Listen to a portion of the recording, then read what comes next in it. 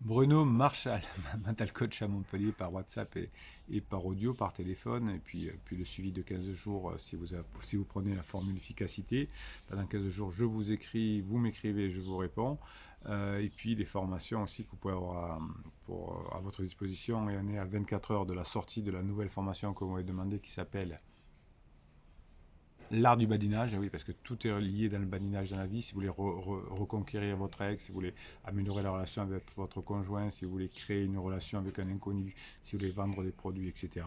Tout passe par le badinage et cette formation, vous la demandez depuis longtemps parce que en coaching, vous êtes souvent, vous dites, mais comment on fait, je ne sais plus quoi dire, je ne sais pas comment relancer la conversation. Eh bien, je vous apprends tout ça dans la formation et aujourd'hui, on va voir d'ailleurs quatre lois de conversation finalement qui vont vous permettre d'améliorer votre badinage. Ça vous prépare à la formation. La première chose qu'il faut bien retenir, c'est qu'il y a une erreur que l'on dit toujours, le silence est d'or. Non, le silence n'amène à rien. On crée du lien, hein, on crée du lien, on recrée du lien, non pas dans le silence, mais dans la conversation, dans l'échange d'émotions, dans l'échange de pensées. Y a des psys qui vont vous dire, j'ai rien contre les psys, sauf quand ils disent des bêtises, et j'ai rien contre les coachs, sauf quand ils disent des bêtises. Mais le silence n'est pas d'or. Quand on vous conseille le silence radio, c'est une grosse parce que loin des yeux, loin du cœur, et on sait aujourd'hui que en neurosciences notamment, vous allez créer du lien avec quelqu'un si c'est intense, si c'est puissant. Quand vous vous éloignez, il n'y a rien qui se passe forcément. Le silence n'est pas d'or, c'est une erreur. Donc plus vous allez avoir de contact avec une personne, plus vous allez discuter avec la personne, mieux ça va être.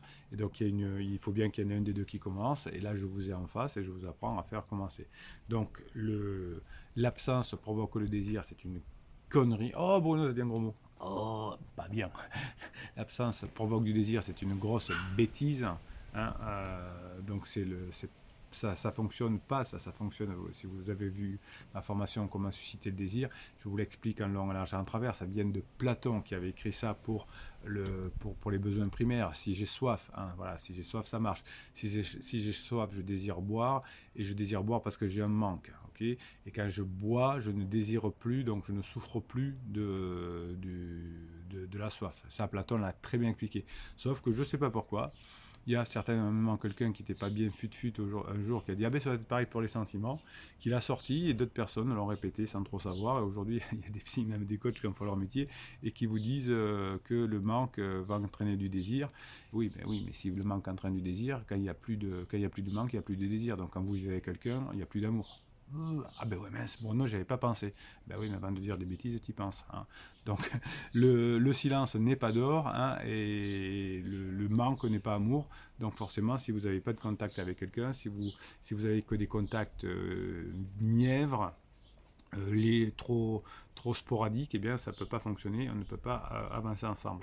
Ce qui est important pour créer du lien, c'est de jouer sur un effet mimétisme, de trouver des points communs. Hein. La vie n'est pas une boxe, enfin, ça peut être un combat de boxe par moment, mais si vous voulez créer du lien, c'est pas de la boxe, c'est un tango, c'est une danse, hein. On danse ensemble et donc on crée des choses ensemble, on essaie d'avoir des points communs, de connaître des personnes communes, de vivre des choses en commun. Et donc les choses les plus légères sont des choses les plus faciles à discuter et les sentiments et les valeurs les plus généreuses et les plus ouvertes sont des points qu'on peut avoir en commun parce qu'il y a rarement des personnes qui se disent moi je suis radin, hein.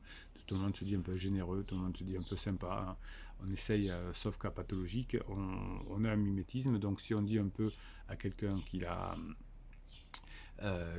du talent, eh bien ça va nous renvoyer vers lui. Donc pour qu'il y ait un lien, il faut envoyer des balles de tennis hein, et on vous les renvoie. Si vous envoyez jamais de balles, vous allez être victime, vous allez devoir attendre que l'autre veuille bien vous envoyer une balle. Ouh, la vie est trop courte. Allez, envoyer des balles, c'est-à-dire créer du lien et créer du mimétisme. Est-ce qu'écouter c'est bien? Oui, parce qu'il y a des personnes qui écoutent très mal, mais vous allez créer du lien avec une personne si les moments où vous écoutez sont à peu près égaux au moment où vous parlez et inversement. C'est dans l'égalité que l'on crée du lien. S'il y en a un qui parle tout le temps et l'autre pas, il ne va pas y avoir d'égalité, il ne va pas y avoir beaucoup de liens. Je vous explique ça dans la formation L'art du badinage, celle qui sort mercredi. Mais c'est très important qu'il y ait des temps à peu près communs de discussion, d'échange, de bavardage, que ce soit en face à face, et ça je le conseille dans la formation, mais aussi surtout que ce soit par écrit. C'est-à-dire que s'il y en a un qui écrit 10 lignes et l'autre qui répond 2 mots, au bout d'un moment il va y avoir un dysfonctionnement, une dissonance et ça ne va pas fonctionner. Il faut pouvoir trouver des moyens de conversation où le temps de parole, le temps d'écoute est à peu près égal. Pardon. Ça, on dit souvent l'inverse dans les coachings et dans les formations, les psys que vous trouvez ailleurs sur Internet. C'est une bêtise. L'écoute active n'est pas forcément, on dit qu'il faut écouter 80% du temps, c'est 50-50. Ça, c'est mon expérience de coach depuis 1999. Si on a de l'expérience, on voit que si la personne parle plus que nous, c'est qu'on n'a pas le même temps. Alors, c'est pas forcément 50-50, et puis à un moment, elle peut parler un peu plus longtemps, et puis après, c'est vous un peu plus longtemps. Mais il faut que ce soit équilibré. Sinon, vous êtes un thérapeute, et si vous voulez avoir une relation de couple, par exemple, vous êtes un thérapeute pour l'autre, ça marche pas. Si vous êtes son papa, sa maman, ça marche pas. Et si vous êtes en galère, si vous avez votre conjoint en crise, c'est que peut-être auparavant, vous avez une relation par enfant qui ne fonctionne pas. Si vous voulez aussi avoir une bonne relation avec quelqu'un, il va falloir que vous appreniez à faire des compliments. Je vous l'ai fait dans d'autres vidéos, bien évidemment. Un homme aime être complimenté sur sa performance et sur la confiance que vous avez en lui. Et une femme aime bien que vous lui fassiez des attentions et que vous la compreniez. Donc, c'est pas exactement les mêmes